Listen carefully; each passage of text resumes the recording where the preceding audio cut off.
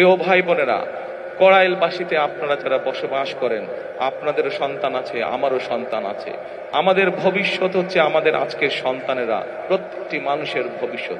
আমরা চাই দালানে যে থাকে তার সন্তান যেমন শিক্ষার সুবিধা পাবে, ঠিক একইভাবে কড়াইল বস্তিতেও যেই মানুষগুলো থাকে তাদের যারা সন্তান আছে তারাও ঠিক ওই দালানের মানুষটার সন্তান যেভাবে শিক্ষা ব্যবস্থা পাবে, যেভাবে খেলাধুলা শিখবে, যেভাবে বিদেশি ভাষা বলতে শিখবে, আমরা চাই কড়াইল বস্তিবাসী যারা আছেন তাদের সন্তানরা একইভাবে বিদেশি ভাষা যাতে শিখতে পারে, তাদের সন্তানরাও যাতে চিকিৎসা পেতে পারে, তাদের সন্তানরাও যাতে একইভাবে। শুনতে পান না? এখন শুনতে পান?